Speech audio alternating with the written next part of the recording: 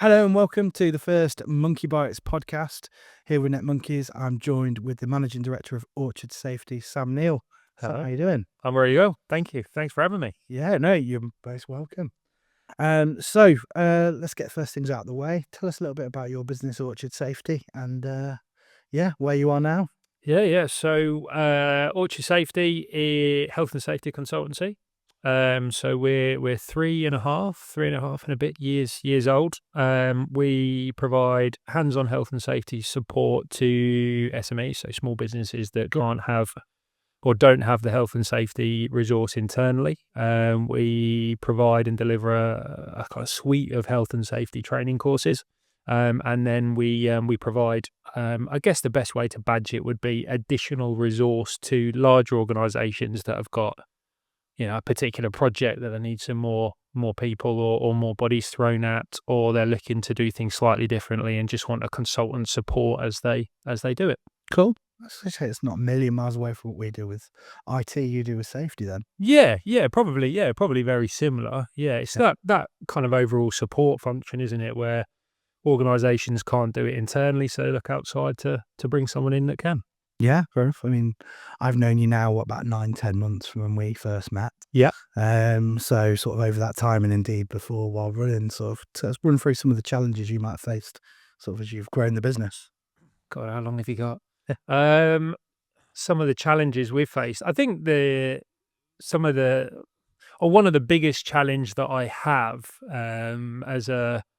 as kind of, I guess, the owner of the business is trying to find that balance between delivery, so working with our clients and getting out on site, because we badge ourselves as hands-on, so we like to travel and visit site, but also in the same vein, I run a business. We have a team, so we've got 2 consultants that work for us. So it's also kind of running the business as well, and it's trying to find the balance between delivering and doing what we say we're going to do with our clients, but also then doing the behind the scenes things and making sure the business is being run.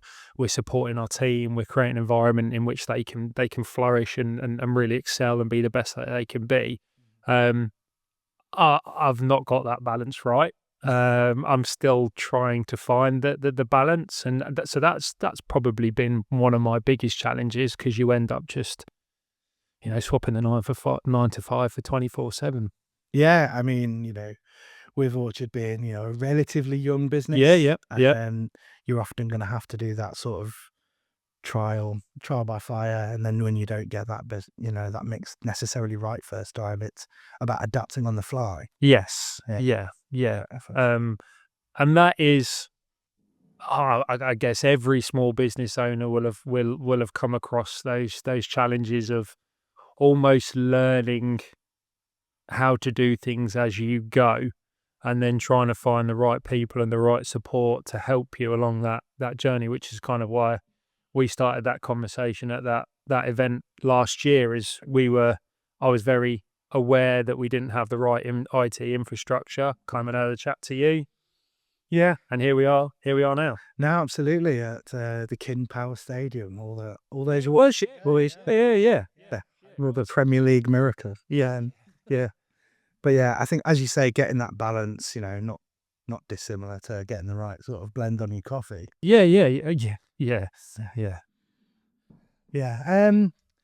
I think, when I first met you, at that trade show, it was very much you've built this business from the ground up, and you are now at that stage where you're wearing so many different hats as a managing director. Yeah. Sort of your approach for us is so that IT hat can kind of be laid to rest, so you can focus on the other balance. Yes. I remember you saying, like, people will give you a shout when the computer's broken down, and then that'll be 2 weeks, as opposed to someone that knows what they're doing. Not necessarily someone like myself in sales, but we have a desk of people that do. And it just allows you to sort of focus more on those two elements you have, being out there and delivering your service to your customers and looking after your staff and being able to grow the business sort of organically. Yeah. And it's, you do, as a small business, you do wear so many different hats. And at some point you you have to kind of sit down and work out, okay, where's my time being spent? How do I make the best use of my time? And that's where you will look for external support. So it's very, it's very similar to what I do. Organizations will get to a certain size and they know that they have to have certain policies, procedures, standards in place. They don't really know how best to go at that. So they look for support to come in and help them with it. And the IT thing at the time, the cybersecurity thing was being pushed by a couple of our clients. I don't know what I'm doing. I can read what's on Google and just try and find as much information as I can, or I can make the decision to come to someone like yourself who can point me in the right direction. Yeah, I mean, with what you said there about, the policies and being up to standard and, having someone that knows those standards back to front is so important. Yeah, I think cybersecurity as a whole has really sort of stolen the spotlight over the last few years. We see it in the news all the time about someone having a breach or a hack, and being able to have that external service where, we can focus on the cybersecurity for you, sort of really gives you sort of peace of mind. I think something like 50% of all cyber incidents now are aimed at the SME market. I think Wow. The reality is your big companies have such good cybersecurity in place. Your bad actors are going, right, let's go for lower hanging fruit, which a lot of companies, 10, 15 years ago might think, oh, we're too small to attract the attention of like an attacker or a hacker. Yeah. Whereas now they're very much, in those crosshairs. So I think businesses like yourself that do take that seriously, definitely have themselves a bit of a leg up. And today, Yeah, it's important. Yeah, it's important, and it's all about building those foundations and the infrastructure to a business that's going to grow and develop. And at some point, you've got to put those, those sort of elements into place, those standards, so that there are foundations for the business to grow on. Yeah. So obviously, having grown that business over the 3 years, what would you say as sort of a tip for someone that is starting out, on sort of what they would do to grow their business organically? Wow, that's a good. Sorry, I've thrown that one out. That is a good question. I think if I went back, I guess the way to answer that was if I went back over 3.5 over the 3.5 years, and I went to start this all again. There are definitely sort of lessons that I've learned and things that I would probably have done differently. Sales is a huge part of running a business. And I naively underestimated the amount of selling that I would need to do. Not your everyday natural salesman. I don't find it easy. And that would be something that I'm not sure even practice is really the right term to use, but it'd be something that I would have to become more comfortable with quickly. If that makes sense.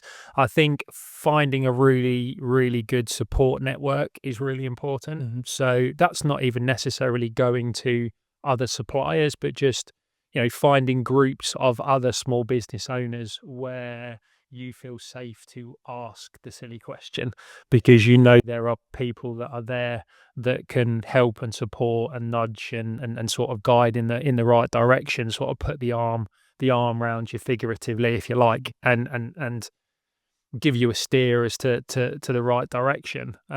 Those are probably the two biggest things. I'd have probably spent a little bit more time really getting into the detail of customer journey, so that my clients could see. I kind of made the customer journey up a little bit as we went in the first 12 to 18 months, and I'd like to I spent a little bit more time on that, and then just spending a bit more time on finding ways that I could save my time. Yeah. And if that makes sense, and that is where sort of IT and all the kind of apps and systems and software comes into play. So you spend an enormous amount of time sometimes wasting time when there is probably a better way of doing it. So it's what is out there and what's available to me as a new business owner to help me streamline and make my life a bit easier, and stop me sort of messing around with things that I thought was beneficial to my business when actually it probably wasn't. Yeah, I mean, a couple of things on what you said. Obviously, I think definitely a policy we have here at NetMonkeys is if we're doing our job right, it allows you to focus on your job. Yeah, yeah, Like customer success to us is you being able to get on with what you do and not have to worry about the IT side of things. Us covering that does free up that time a bit like what you said. yeah, And I think as someone that, works in a more of a sales capacity, what you said about having that sort of networking and that peer group of other small businesses to sort of ask the stupid question. I think having that environment, networking to a lot of people is a necessary evil and almost a sales function. It's swapping business cards. It's all, if you need this, we do this. But there is that other side of it, like you say, that, oh, I've been here before. yeah. What did you do? Yeah, yeah, Exactly. And I think that's probably an underrated side of networking that a lot of people could benefit more from. I mean, very much our business relationship started more of a networking than a sale. yeah, It was yeah, very much, we had a chat at the trade show, but vast majority of that was how the ball was the wrong shape and we'd rather be at Tigers Day. But yeah, that became, a coffee and a bagel here in Nottingham to yeah, talk through your setup. And I think that sort of consultative conversation is very much the way the industry's going. Definitely in IT. I imagine probably in your own yeah, business as well. yeah, yeah. Um, And I think that's how you understand or better understand what your potential client or partner or supplier needs or wants. mm, And it is a consultative approach. And that's I think why we got on so well is when we first started talking, you showed more interest in me and what I needed rather than just jumping straight in and say, well, this is what we do. yeah, It was, really trying to understand challenges, pitfalls, obstacles, that kind of thing. yeah. Well, I think that's just it, isn't it? Like the days of the typical double glazing salesman. um, do you want Windows? We've got Windows is kind of over. And I think that's something that we as a company sort of try to do, try to sort of live with that and work our way. Hmm. So, yeah. I mean, as a company, me and you have talked about this many times. It's kind of part of our, we review our accounts. But Yeah. in terms of a bit longer term, for your goals as a company, what's on the horizon at Orchard? So one of the things, obviously, we've talked about this in a relative bit of detail is sort of looking at software, and really sort of focusing in on how we can leverage tech to help us work better with our clients. Yeah. Tech is a pretty big conversation in the health and safety space at the moment. There's a lot of organisations that are utilising AI, and sort of really sort of double down in that and how that's going to benefit the industry moving forward. Obviously, we've talked about software and how we can use that potentially to better communicate with our clients and give them access to the things that they need to keep them, a crude example, compliant. So they've got access to risk assessments, policies, procedures, that kind of thing. So that's a big one for us. And obviously we've got to kind of look at that at some stage in the not too distant future, because IT and tech and AI and all those kind of things are just getting more and more predominant and pertinent to the industry. I think that's the longest in an IT-based podcast before AI has been mentioned ever between me and you. So Yeah, we took a while, but we got there in the end. It doesn't surprise me because it's me and I'm not particularly tech savvy, to be honest. Cass will be happy. Yeah, we've got AI in there. So that's a big thing for us, and then for us it would be again a big milestone for us. We want a fixed location and office. Yeah. So when we get to a certain point, we want to start delivering open health and safety training courses, which means we need to have a premise with training facilities. So that's in the plan in the next couple of years. So we've just got to keep moving in the right direction to get to that point.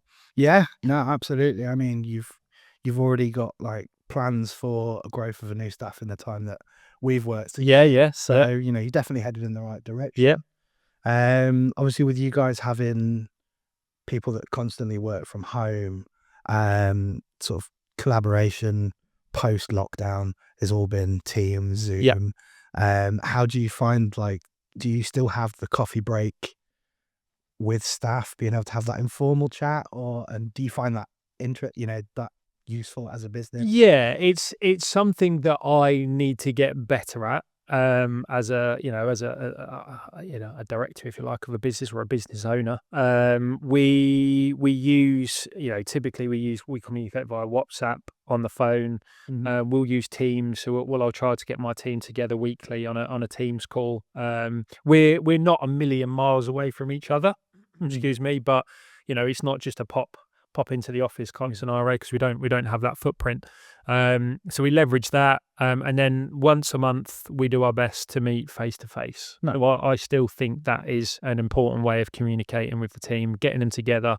Sometimes there isn't really a fixed agenda for those meetings. We literally just sit in a room. So we hire a room for the day and we sit and we work together and we bounce ideas off each other, and what's working, what's not working, how do we improve, how do we move in the right direction, what more do you want from me, are we giving everything to you that you need to kind of excel in the role that you've got. So yeah, technology works from a communications perspective, but I do like the face-to-face touch every now and then. So Sam, you've been a customer of ours now about 4 months, I think.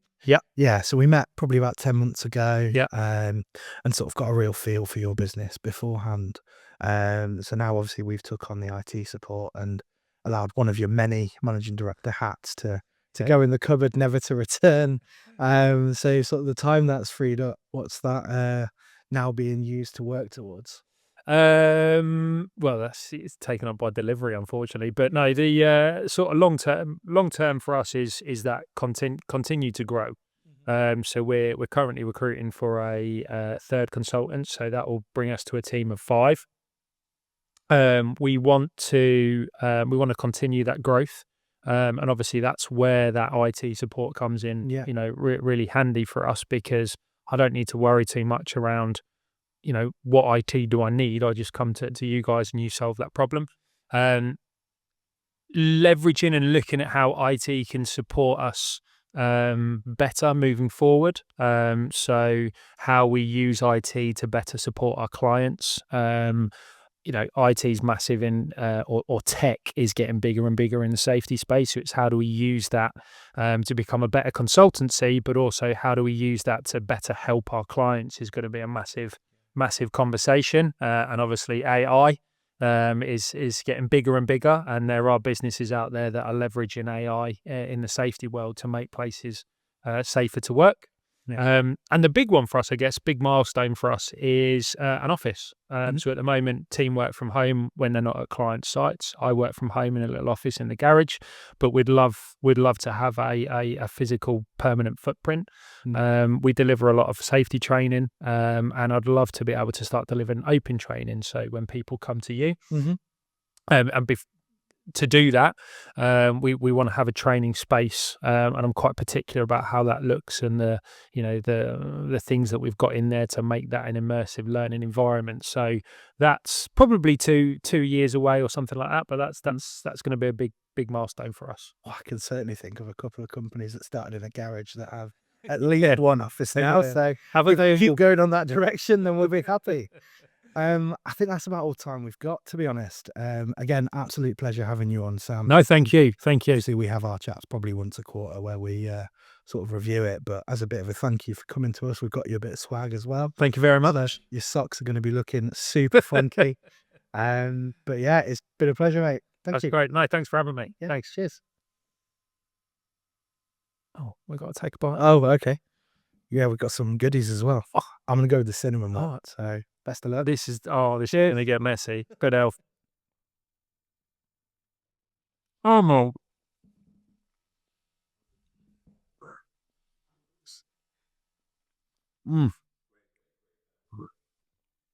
That's a good croissant.